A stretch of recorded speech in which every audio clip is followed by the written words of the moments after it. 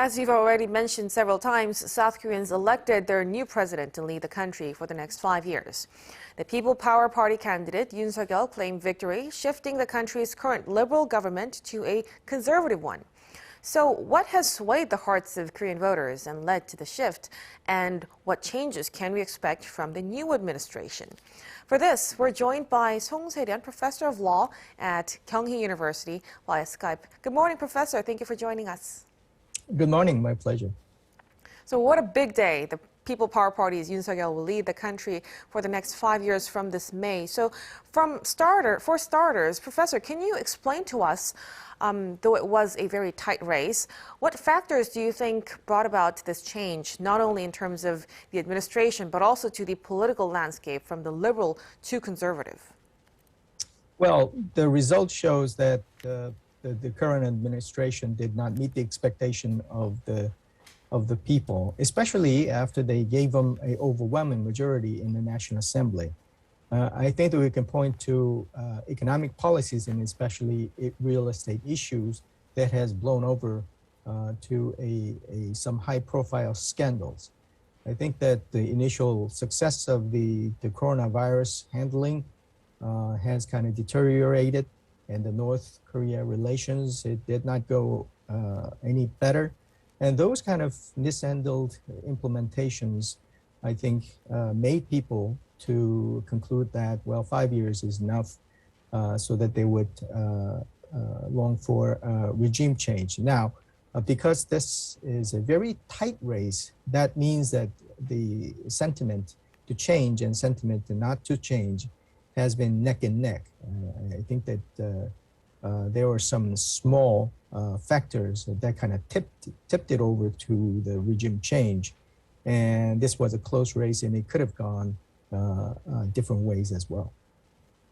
Now, Professor, come May, what do you think are the most urgent tasks for the new president, and how has the president-elect addressed these issues during his campaign?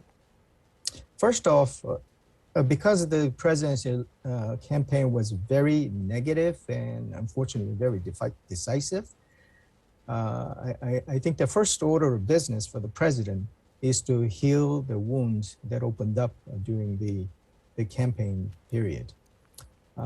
But substantively, I think that the real issue to address is the economic policies and especially the real estate issue. And seeking ways to increase the supply of the housing so that it will be immediately addressed from the policy point of view.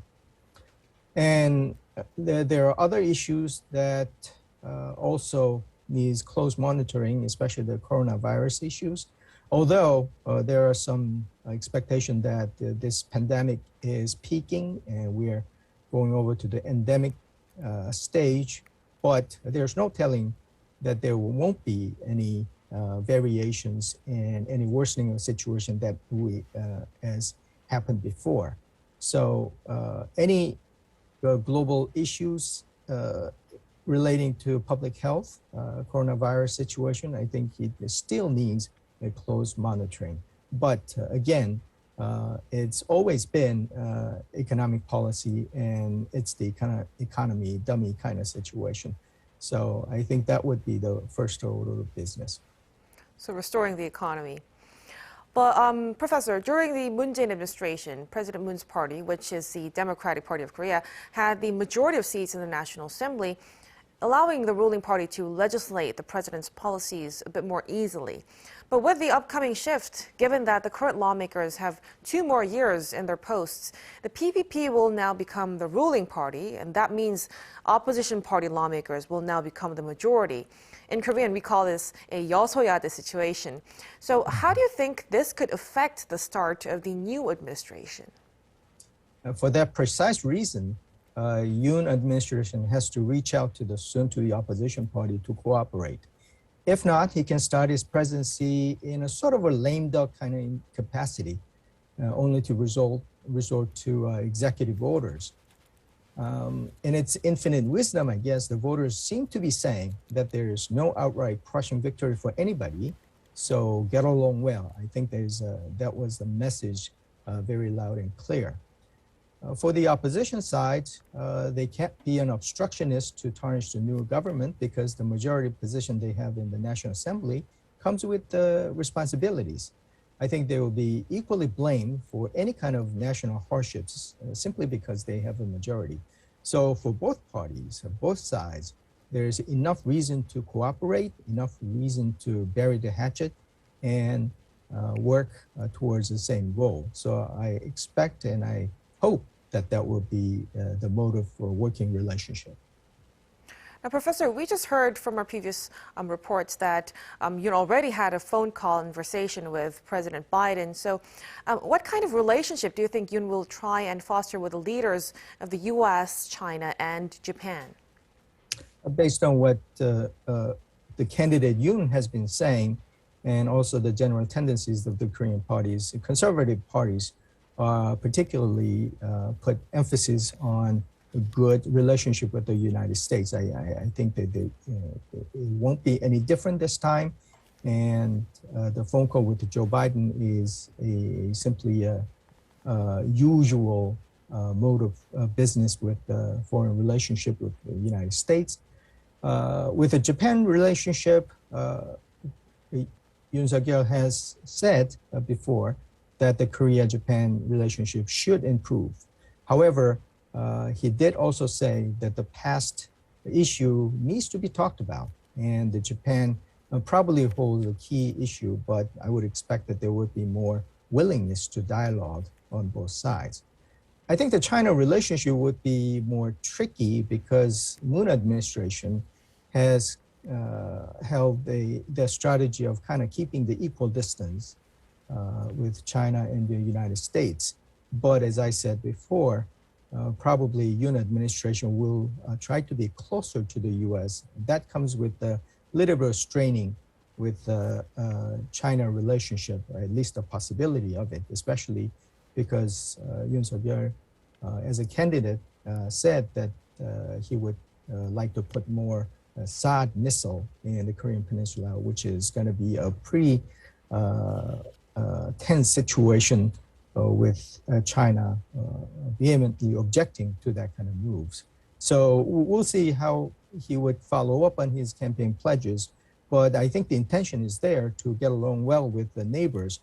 But Korean Peninsula has always been a tricky and very difficult area to keep that kind of good relationship all around. We'll have to resort to a lot of good advices and also good resolve from the President-elect Yoon. Well, you know, speaking of neighbors, we cannot leave out North Korea. So given Yoon's previous pledges to put South Korea's security on the front line and vowing to maintain the current international sanctions on North Korea until the regime's complete denuclearization, how do you think Yoon's victory might affect future Seoul-Pyongyang ties? The expectation, I think, is that he will be more hawkish because of the tendencies of conservative parties and what he has said before. And but nothing is happening right now anyway, so his position is not going to be dramatically different. I think even under the liberal government or the soon-to-be conservative ones, the key bottleneck has always been the North Korea not having a genuine willingness to move forward. So Yoon administration probably will not go out of its way to try to babysit the North for the sake of dialogue. That putative baby has thrown too many tantrums so far and has lost any kind of confidence. So I think the ball is on the North Korea. And if they have genuine willingness to cooperate and move forward, probably there will be enough willingness from the South and Yoon to improve the relationship. But the first move has to be the North. Right, so we will have to wait and see until the North Korea responds to the latest news. All right, Professor Song, thank you so much for making time for us. We appreciate your insights.